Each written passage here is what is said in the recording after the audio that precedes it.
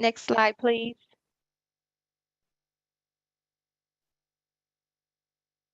How to ask a question. All questions must be submitted in the chat box. Please type your question into the chat box. The team will read questions out loud at the end of the presentation and provide answers if possible throughout the presentation. All questions and answers entered into the chat box will be recorded as part of the public record. Alongside our presenters, we have several HCD staff, including ESG representatives, ESG CV grant administrators, and other consultants who are able to answer questions during the Q&A session. Next slide, please. Today's office hours session agenda includes ESG and ESG CV updates, office hour updates, upcoming trainings, ESG and ESG CV question and answers, and our Spotlight series presentation today, Documentation Clinic Part 1. And now I'll hand it over to Connie for our ESG updates. Thank you, Kimberly. Good morning, everybody. All right, at our 2022 ESG NOPA applications were released last Monday on June 13th.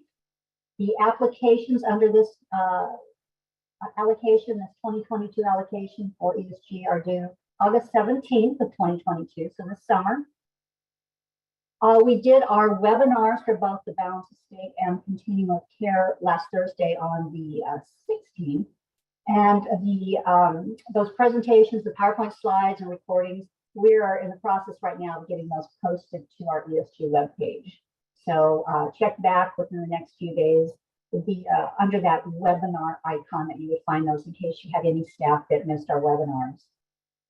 We're preparing right now the FAQs, the questions that came from the webinars, questions we're currently getting in the ESG NOPA inbox, and we will have those posted and ready for you on our ESG webpage within the next couple weeks. And again, I encourage you to visit. We have some updates to our website, how it looks. I encourage you to visit the HCD website and go to the Emergency Solutions webpage. Next slide, please.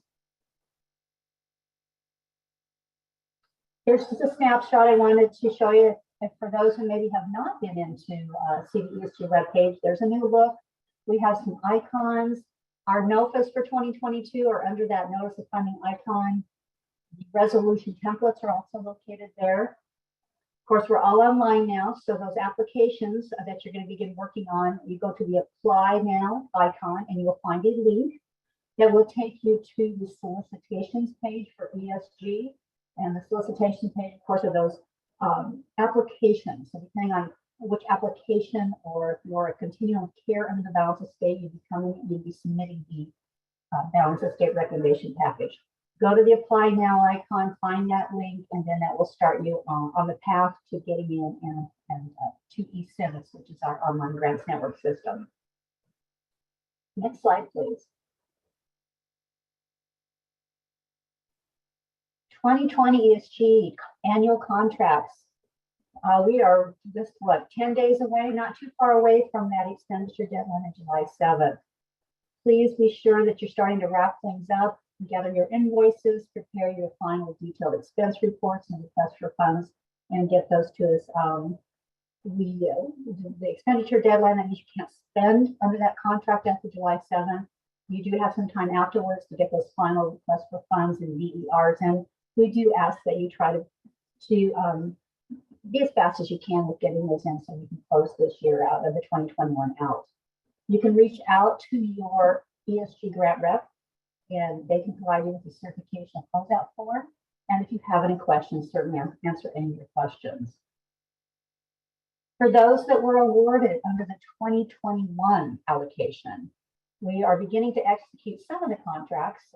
And we do anticipate and are very hopeful that we can get all of those 2021 contracts executed by the end of July, certainly, and hopefully by the first part of August. But we're hopeful that they will be executed by the end of July. Next slide, please. Again, we have our HUD consultants helping us write policy documents, and it's wonderful. We have a lot of policy documents now for this program available to all of us. So I just wanted to remind everybody, back to that ESG webpage. If you go and visit the webpage, go to that resources tab. I've listed here all the policy documents we currently have available, and we are working on more of those. So there's match for those that need to brush up on fair market rent and rent reasonableness. What does that mean, and what do I need to do? We've got the documents there. For those who want to come in and for some homelessness prevention funding, you do need to review the manual, and you do need to start writing policies and procedures around running that type of program. So again, you just want to put a plug in for those documents that we now have on our website. Next slide, please. Annual performance reports. And this is for the ESG annual program, not the CV. So for those who had an open contract during this reporting period, July 1st of 2021 through June 30th of 2022, that any open contract, even if that contract expired halfway through this reporting period, you do need to submit the annual performance reports. And there's 3 of them. There's 3 workbooks that are required. So please start working on those. If you're not sure what to do, please reach out to us as soon as possible. Next slide, please. So this year, there's 3 different Excel workbooks for the reporting. The one I want to first take you to is down at the bottom bullet there, annual ESG projects. That's for the CAPER. So they're due to us by July 1st, and today is what, the 23rd, 22nd? So not too far away. So if you have not begun working on that ESG projects workbook, and you're not sure again what to do, reach out to us. You can also reach out to us through the ESG NOPA box. But you do need to submit those. You don't want to be late. And if you come in to apply to the balanced state competitive funding portion, and you have had late APR reports, that could affect your scoring. It could cause a negative score in that particular rating category. Other workbooks, those expenses and cost workbooks, are due on August 1st. And yes, I know that the ESG 2020 contracts, the expiration date is July 7th, but that does give you time to wind things up and to button things up and get your invoices in. So you should be able to report to us by August 1st. Next slide, please. Again, here's your ESG team: Diana, Giovanni, Sarah, Tuesday, Sam, and Anthony. Please let us know if we can help you. And we are also available at ESG NOPA box.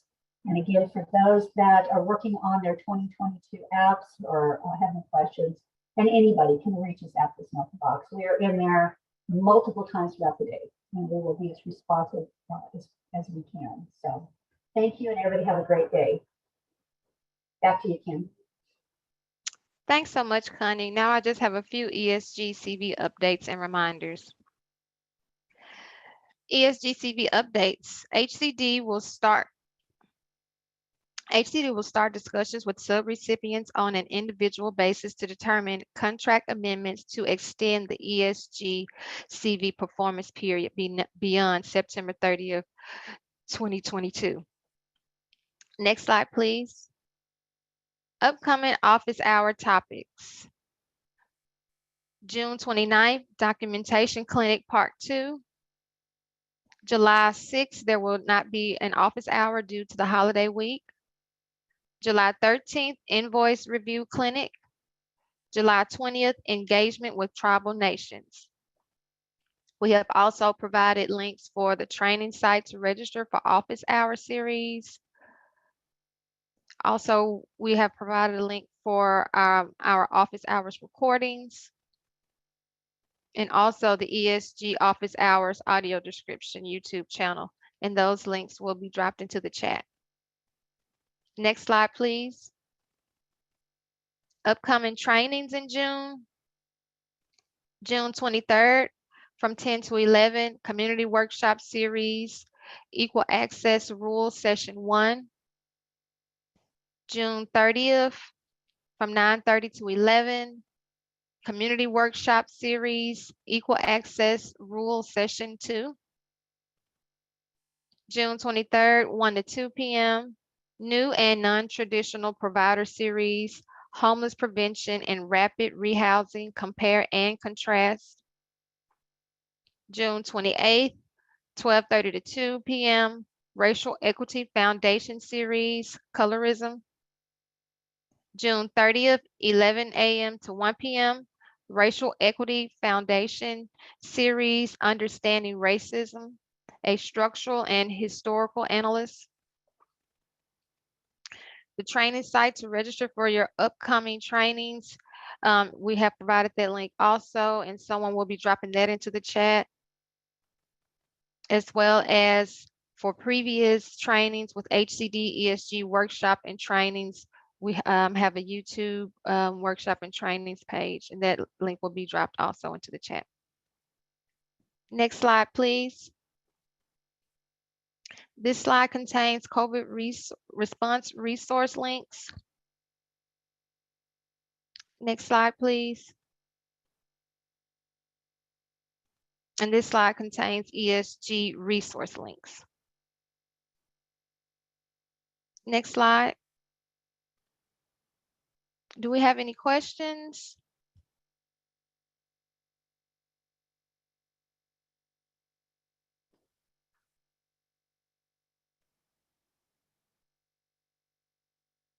All right, I see we do not have any questions.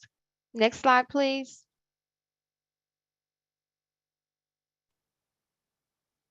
If you have any further questions, please contact us. The annual ESG, please reach out to your ESG representative or at esg@hcd.ca.gov. For ESG CV, please reach out to your grant administrator. And now I will hand it over to Marion and Shavana for today's Spotlight Series presentation on Documentation Clinic Part 1.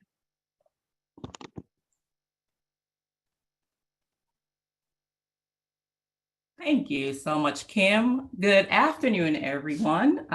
As Kim stated, my name is Marion Goldburn, and I am one of the grant administrators working with ICF on the California HCD ESG CV project. Been working with the ESG grant for several years now, and I look forward to this morning's presentation on the Documentation Clinic Part 1. I will now turn it over to Shavana to introduce herself. Hello and good morning, everyone. My name is Shavana McCaleb. I go by the pronouns of she and her. I am also one of the ESG CV grant administrators working with HCD. I too have been working with ESG for several years. Next slide, please.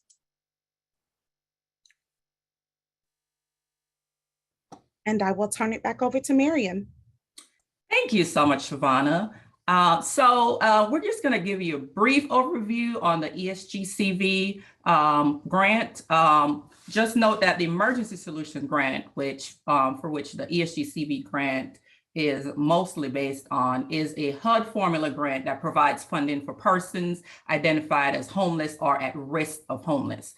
And under the ESG grant, we have several project types or components. We have the street outreach, emergency shelter, rapid rehousing, homeless prevention, homeless management information system, or HMIS, which is the database where reports are, information is reported and reports are completed. Also, we have some recipients that are awarded administrative funds, and they can use these admin funds to cover costs that are related to planning and execution of the ESG grant. And for more information on the act that governs the ESG grant, you can find that in the HART Act at 24 CFR Part 576. Next slide, please.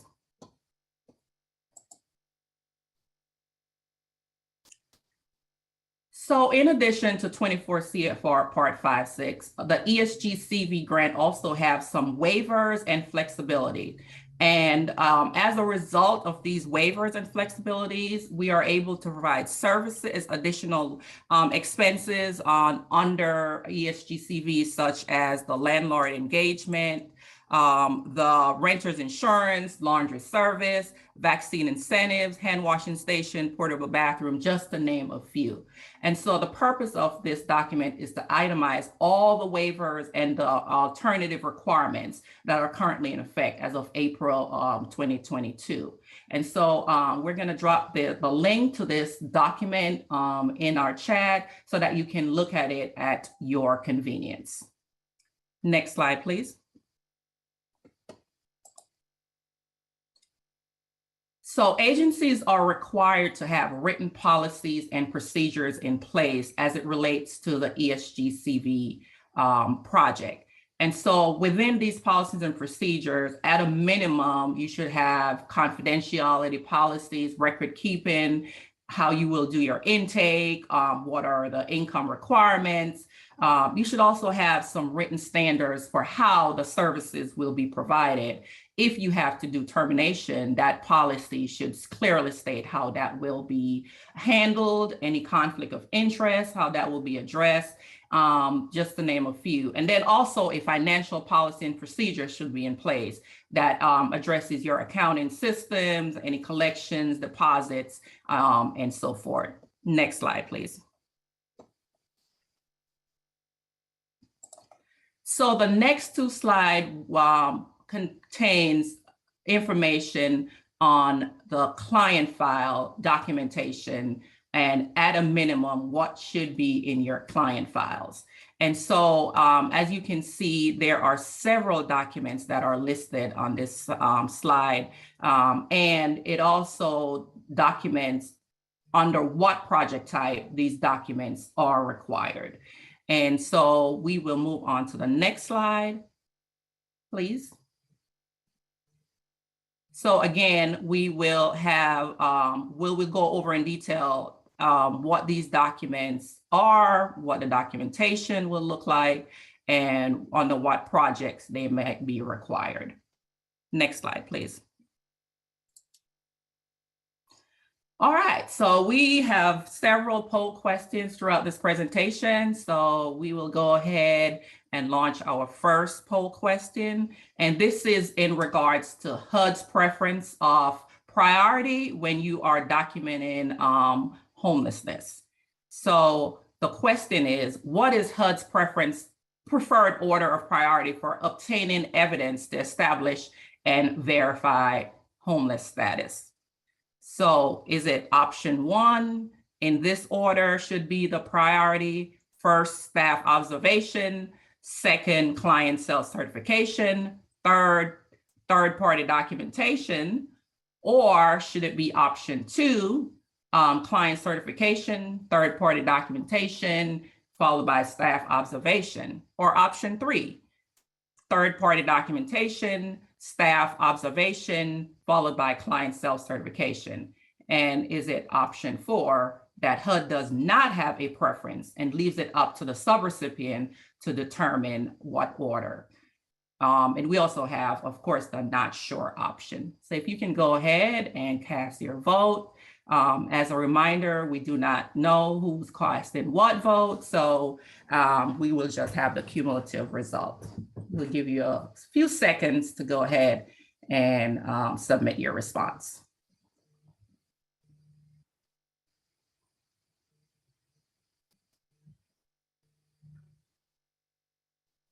We have a lot of information to cover today, so we are going to be closing out these polls really quickly. And just as a reminder, we will provide these recordings and the PowerPoint.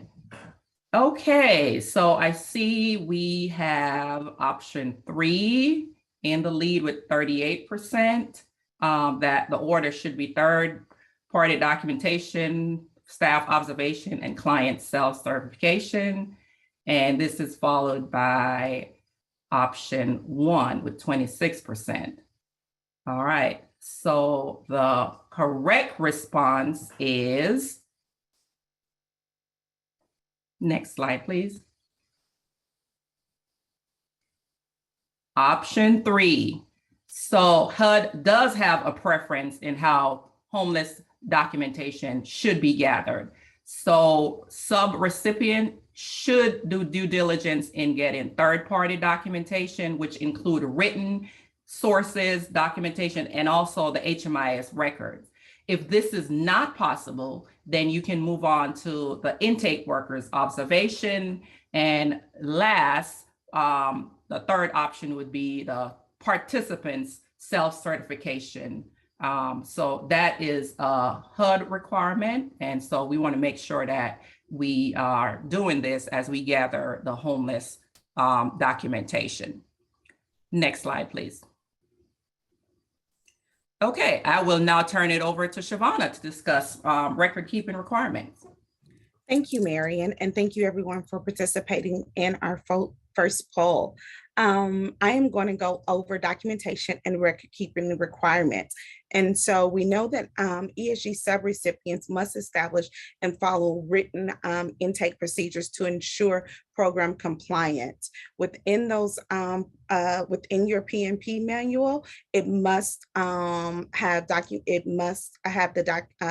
requirements for documentation and intake of evidence relied upon to establish and verify homeless or at risk of homelessness. And as Marion just mentioned, the preferred order of documentation is always going to be 1, third-party documentation, 2, staff intake, worker observation, and 3 is going to be self-certification. Subrecipients must do their due diligence to show that they try to collect third-party documentation. However, lack of third-party documentation must not prevent an individual or family from being immediately admitted to emergency shelter, receiving street outreach services, or being immediately admitted to shelter, or receiving services provided by a victim service provider. Next slide, please. Here we have category 1 and documentation of requirements. Category 1 is your literally homeless, and it is individuals or families who lack a fixed, irregular, and adequate nighttime residence. And so again, this is your observation. This is the preferred method of your eligibility to collect eligibility. Next slide, please. And to continue with category 1, we know that an individual exiting an institution that has resided in an institution for 90 days or less is eligible. However, with the ESG-CV waiver, it is 120 days or less with exiting the institution.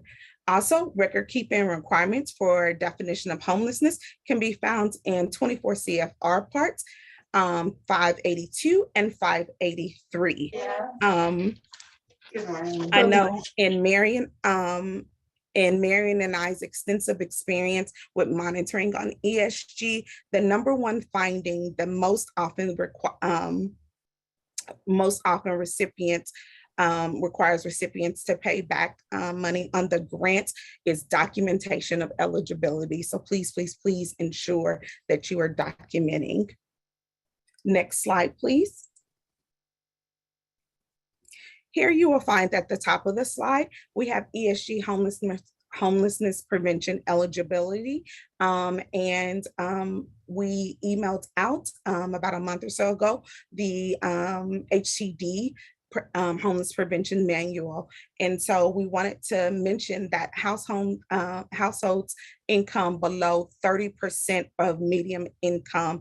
It is important also to note that we know HUD has given a waiver and said 50%. However, with the state of California, and as of April 2022, it is 30%.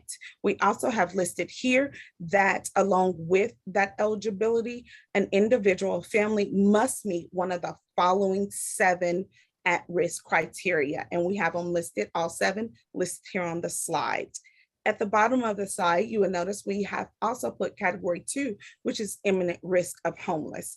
And we have put the requirements of eligibility. Next slide, please.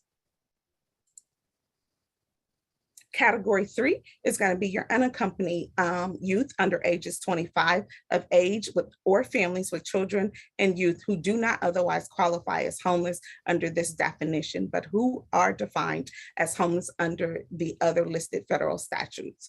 And then category 4 is going to be those fleeing or attempting to flee domestic violence, dating violence, sexual assault, stalking, or other dangerous or life-threatening conditions related to violence. It is also important to mention that ESG-CV may also serve chronically homeless participants. Next slide, and I will turn it back over to Marian. Thank you so much, Shavonna. So as we have mentioned, in addition to the third-party verification, we can also use the staff certification. This form that you're viewing is just an example of what a staff certification of homelessness can look like. So it can totally be up to each sub-recipient to use what documentation that they have to document staff certification. So you want to make sure that there is language in your documentation from the staff member that is verifying the homelessness of the participants, and also that it is signed and dated, that whatever form of documentation that you're using for the staff certification. Next slide, please. And last but not least, in terms of the documentation priorities, the self-certification. And again, this is just an example of what a self-certification form can look like. So this is your participants verifying that they are in fact homeless.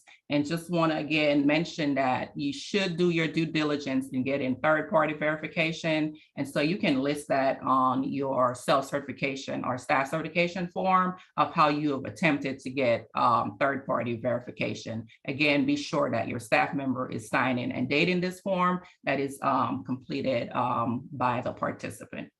Next slide, please. So we will now move on to the income evaluation documentation. So income is one of the requirements in terms of doing an assessment of on the participant's income for homeless prevention at intake and also during recertification. So again, you need to do an income evaluation for homeless prevention initially and at recertification. And so you want to make sure that the participants meet the income eligibility before you provide any type of services using ESG CV funds.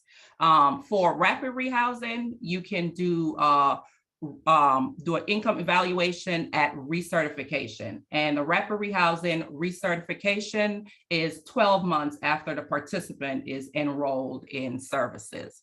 Also on the slide, and we will put these links in the chat, we have the ESG income limits. This is put out by HUD, so you can go ahead and click on the link and learn more about what those income limits are. And also HUD has put out an income eligibility calculator. And so once you collect the participant's income information, you can plug it into this eligibility calculator and it will calculate the income for you so you can know if the participants meet the income eligibility requirement. We also have, we will put in the link, put in the chat a link on the income inclusions and exclusions. There are certain income that should not be included when you're calculating the participants' income for eligibility. So we definitely recommend at your convenience to take a look at these income evaluation documents. Next slide, please. Next slide, please. Okay, so this is what I just went over, the income evaluation and documentation, and we'll be sure to have these links to you so you can actually see the documents. Next slide, please.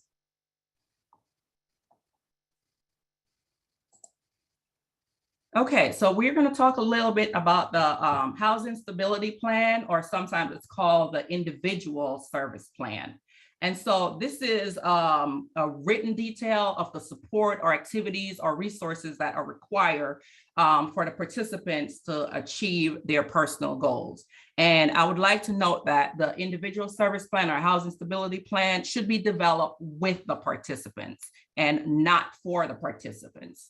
And so you want to make sure that these goals are specific, that they're measurable, achievable, realistic, and have a timeline. And the purpose of the documentation is to show that there are patterns of interventions, or it may be to enhance the quality of the services that are provided. It will help to measure the results of these services, and it may show in the areas that participants have grown. And of course, it does help to follow the grant protocols that might sometimes be in place. Next slide, please.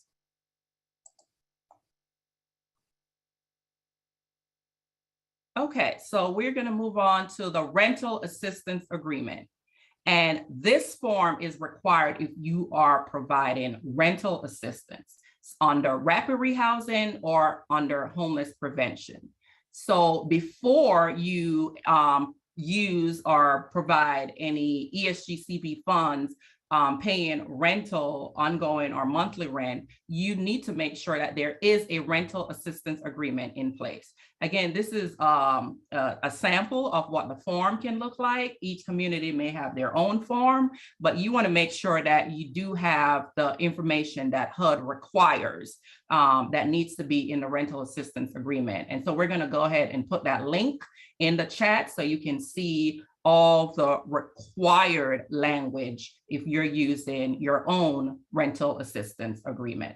Next slide, please. Okay, so I will turn it over to Shavana. Thank you, Marian. And we are now ready for poll 2, and it is on rent reasonable and fair market rent requirements. It is a true and false question. Rent reasonableness and fair market requirements do not apply when a program participant receives only financial assistance or services under housing stabilization services or rent arrears. We will give you a few seconds to answer that question.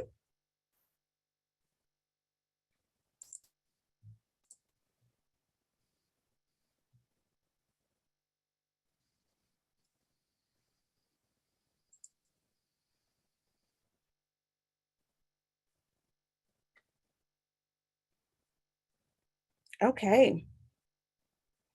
Thank you so much. It looks like 60% answered false, and 28% answered true, and 12% not sure. Next slide, please.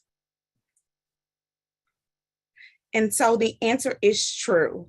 The rent restrictions discussed in ESG interim rule at 24 CFR Part 576 106D apply to rental assistance, but do not apply to rental arrears assistance. Therefore, ESG funds may be used to pay only financial assistance, i.e. security deposits, last month's rent, and application fees, or services under housing stabilization, services rent arrears, regardless of whether the unit rent meets the rent reasonable and fair market standard, excuse me. Thank you. Next slide, please. Here we have the rent reasonable certification. This is a requirement by HUD. While you do not have to use this form, you do have to use the information in which it captures.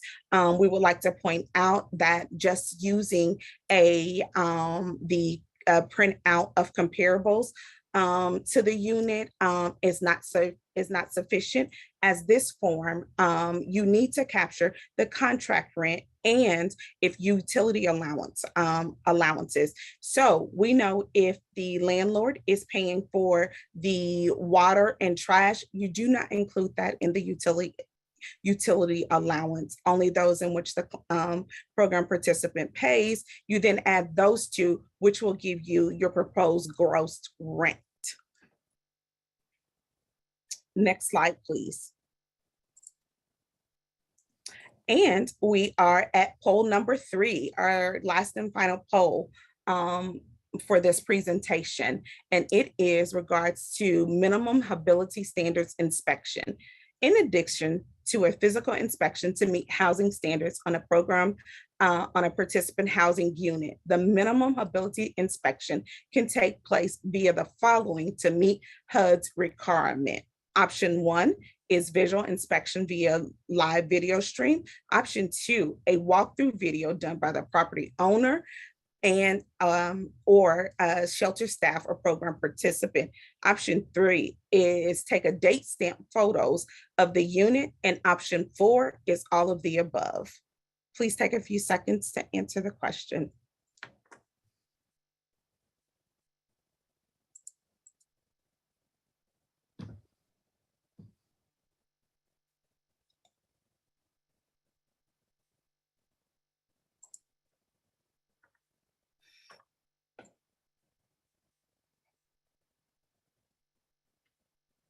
Okay, thank you so much for answering. We have the poll in. We have 74% at option 4. We have option 2 at 15%, and option 1, 2%, and 9% with not sure. Next slide, please. And so the answer is option 3. HUD recommends that whenever possible, recipients that conduct remote inspections should maintain the visual documentation in their records. If this is not feasible, an inspection report based on the visual inspection would meet the record keeping requirements. We know that with COVID, HUD put in place that you did not have to do an in-person. You could do a visual inspection, could be accomplished by a live video, a walkthrough video done by the property owner or shelter staff or program participant, or it could be time-stamped photos of the unit. If you do a video, HUD has mentioned that in the video, you must show the smoke detectors. Next slide, please. So the form that you see here on the screen is the minimum habitability standards. And with one of the waivers, HUD has also said that you can also use the housing quality standards inspection. This inspection checklist includes the ESG minimum habitability standards for emergency shelter and permanent housing. This is a model for documenting compliance with the appropriate HUD standards. HUD is not requiring that you use this form. However, this format, not requiring that you use this format. However, the information in this form does capture what is required. Next slide, please. Next is our lead-based paint documentation, the HUD lead-based paint visual assessment training course.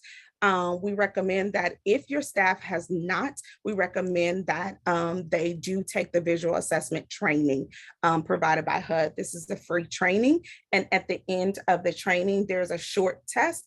Upon completion of the training, you will have the opportunity to download a copy of the training course.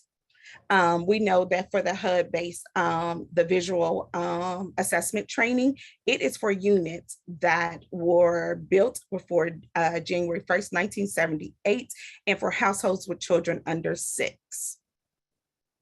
Next slide, please. This is the evidence that households receive the Protect Your Family from Lead in Your Home pamphlet. You can have an acknowledgement form stating that, one-line sentence that the client received the pamphlet and have the client sign and date. You can also have this in the file, and you can have the client sign and date here with their acknowledgement that they did receive the form. Next slide, please. Next, we have the lease based on the type of rental assistance. We know that you can have three types of lease based on the rental assistance. Your first is going to be your project-based rental assistance, your PBR. The second is going to be your tenant-based rental assistance, your TBRA. And then your last is going to be your sponsor-based rental assistance. With PBR, project-based rental assistance, we know that the client should have a minimum of 1 year lease. With tenant-based rental assistance, there is no minimum. The client can be on a month-to-month lease. And with sponsor-based, we know that that is going to be in the community/provider's name. Next slide, please. Next, we have our VAWA lease addendum. We know, and VAWA stands for VAWA Against Women's Act. We know that while it does say women, it is for all individuals that regarding the victims of domestic violence, sexual assault, dating violence, and stalking. This form is required by HUD. And it is to be signed by the owner, the lease owner, property management, and the tenant. Next slide, please. Next, you have your notice of occupancy rights under VAWA. This form is to be given to programs participants entering into emergency shelter, to those ineligible for HP and rapid rehousing participants at move-in. This form right here, you can customize, but it must have that language in the information. Next slide, please. This form is your VAWA victim self-certification. This form is to be completed by household members who is seeking VAWA protection. And this form must be given with the form that we showed on the previous screen, the notice of occupancy rights. This form must be used as is. It may not be altered. Next slide, please. Next, you have your VAWA emergency transfer request. This form right here is to be given upon client request. It is to be completed upon request and put in the tenant file. Next slide, please. And I will hand it back over to Marian. Thank you so much, Shavonna. So now we'll talk about the notification of termination. If a program participant violates the program requirements, the grantee can terminate the assistance. However, again, this should be a last resort. You should try to work with a participant in resolving, coming with a resolution where they're able to continue getting services if that is at all possible. But if it is not, and you have to terminate a participant, you must have a formal process for doing this. And this must consist of a written notice to the program participant. You want to make sure that the program participant is given the opportunity to present their case, and that when a decision is made, that the program participant is also given in writing what this decision actually is. Next slide, please.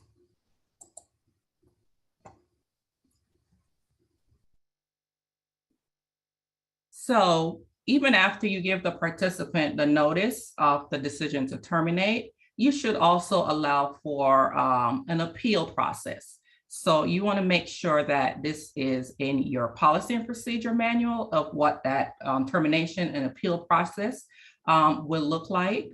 And you want to make sure that these policies allow for an appeal process. So the participant, if they disagree with the remediation measures that have been come up as a result of the termination, the participant is also given the opportunity to present in writing or orally any objections that they may have to this remediation measure.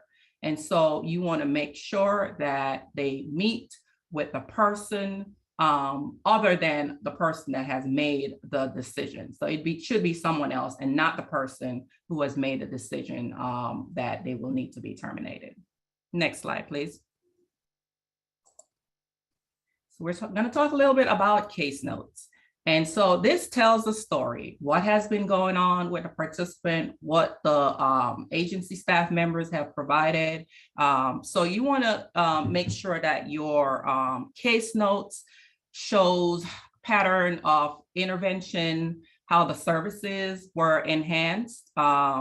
It helps to measure the results, and it shows how the participants have grown. In your general notes, you want to make sure that it is clear who is doing what, the names of the staff member, the name of the client. You want to make sure what was done is clearly documented. The dates, how long the services were provided, any physical location where it was provided, and what methods were used. And we'll go ahead and put the link of best practices in making case note notation. You may also be familiar with GURP notes. Those are, you list your goals, your interventions, your response, or your plan.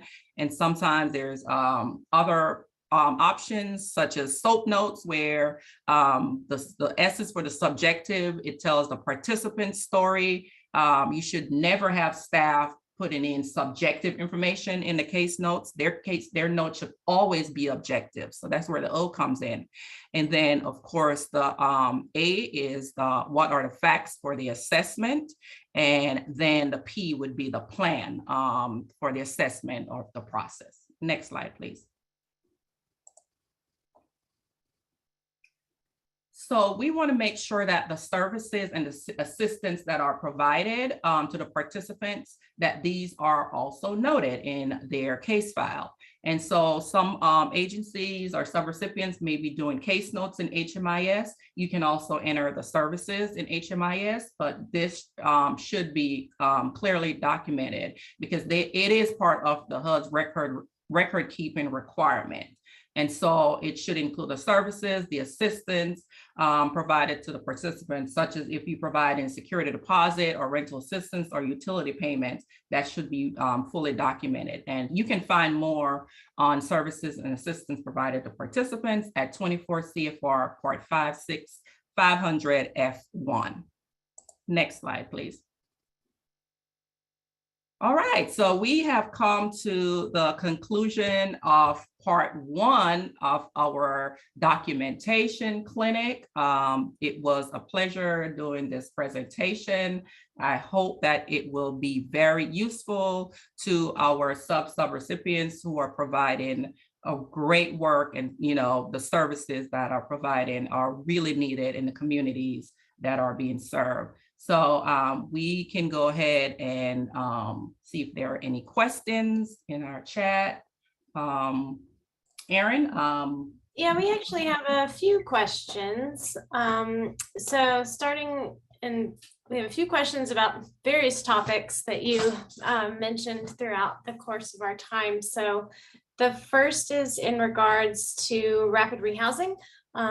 In regards to income verification. So from Veronica, she said, my understanding for rapid rehousing is that we do not verify income until their annual recertification. Is this accurate? That is correct. So according to the HUD regulation, rapid rehousing at intake does not require an income assessment. And this is only required after the participant has been in the program for a minimum of 12 months, then you would need to do a recertification. And Veronica actually has her hand up. So Veronica, did you want to add anything to that, or? Yes, so that was my understanding for rapid rehousing. And I apologize, you may have spoken about this, but the income certification, does it apply to all other activity types? So for the income, it is only required for your rental assistance program. So your homeless prevention and your rapid rehousing project types are the only two that you need to do an income evaluation. So for homeless prevention, you need to do it at intake. So they will need to meet an income amount, and for HCD that is 30% AMI. And then you would need to do that again at recertification. So the same process you did at intake, you'd need to do at recertification for homeless prevention. But of course, like we stated earlier, for homeless prevention, for rapid rehousing, this is only needed if you have doing a recertification after they've been in a program for a year. Excellent, thank you. You're welcome. All right, our next question is from Nicole. She wanted to know, are there any restrictions for unit size versus family size? So for example, a family of 3 can rent a unit with 3 bedrooms or less. There is no restriction regarding unit size and the family size. ESGCV does not have any restrictions. All right, our next question is from Jerry.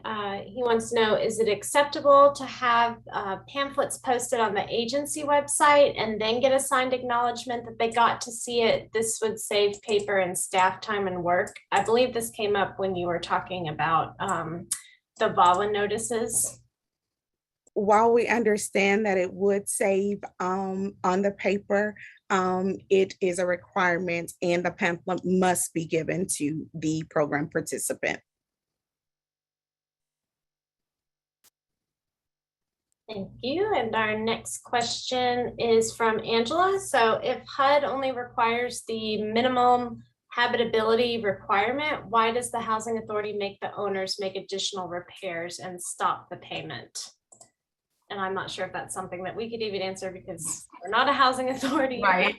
And so I think that question is going to pertain to the housing choice voucher because they use the HQS, and if it does not meet when they come back out for inspection, then they will pause the payment. So that question will pertain to housing choice voucher. Thank you.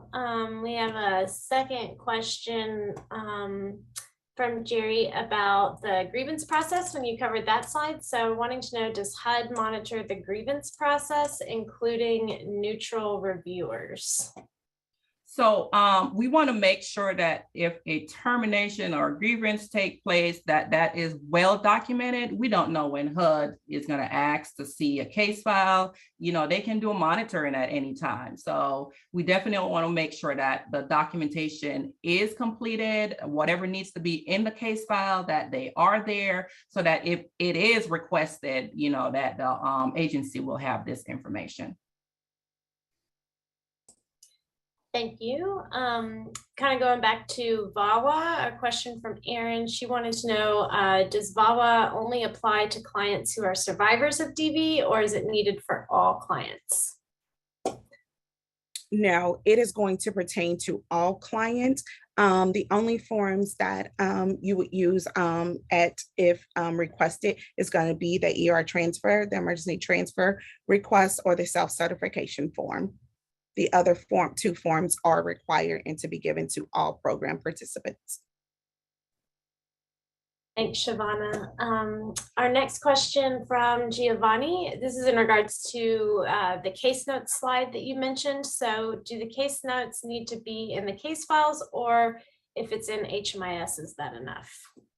So it's totally up to the sub-recipient or agency. We know that some agencies may be going electronic. So, you know, if your case files are electronically and they're requested, say HUD requested them for monitoring purposes, of course, you would need to print those out in order to, you know, provide those to any of your funders that may request them. But in general, we understand that, you know, that you may not have a physical case file, that, you know, you may have electronic, your information may be electronic. Thank you. Next question is kind of going back to recertifications. So from Julia, can the recertification interview start 120 days prior to the initial recertification date?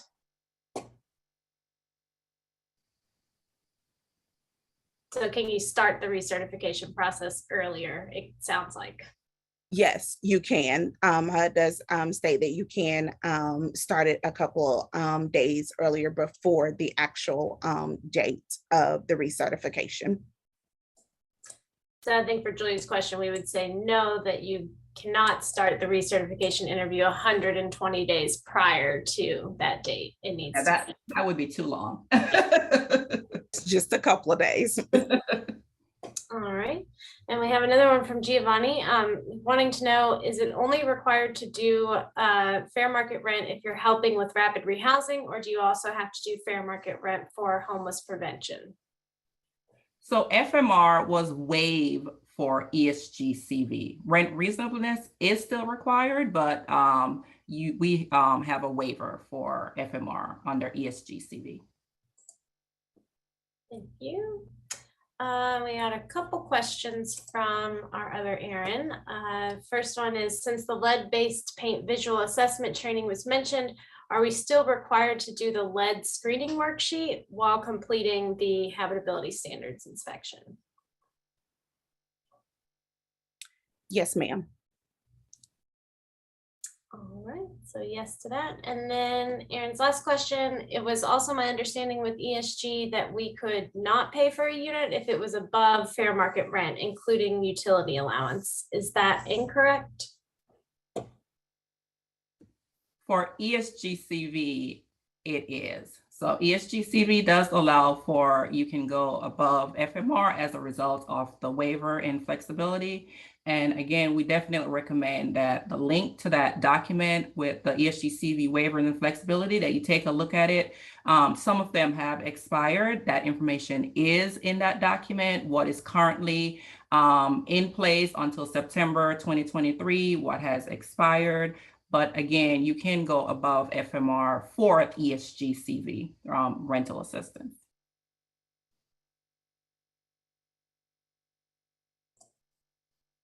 Thank you. I'll invite, we have just a couple more minutes if anyone wants to unmute themselves and ask a question. I saw a hand earlier that we didn't get to. If you want to come off mute.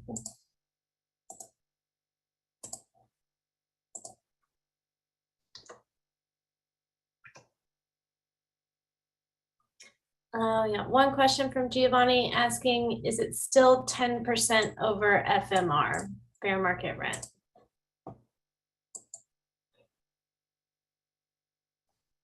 I might need Giovanni to come off mute and clarify specifically. So when you're doing the fair market rent, say like if it's like for a 2-bedroom home, if the unit is more than the 1509, do we go over about 10%, or how much can we go over?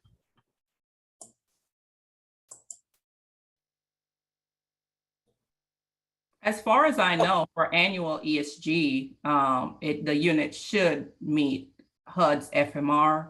The FMR is put out by HUD annually, and the unit should meet whatever that range is for the geographic area for where the unit is located.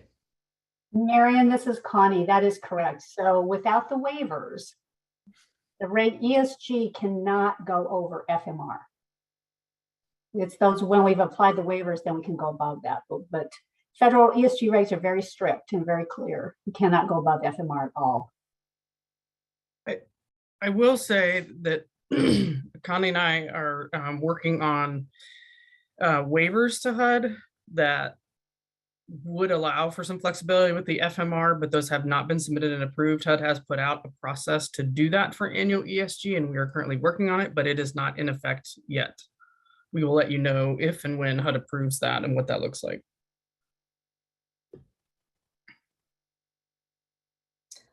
All right, and we have one last question. I know we're right at the end of our hour, but from Diana, can you please advise if there's any flexibilities that were extended to shelter inspections in light of COVID? So for temporary emergency shelters, the habitability standard has been waived, but they are still in place for your physical shelters. Thank you very much. I think that was a lot of information for everyone today. So thank you so much to Marion and Shavana for taking us through this and answering everyone's questions. Thank you to Kim for moderating for us. And we will see you all back for part 2 next week. Have a great day. Bye.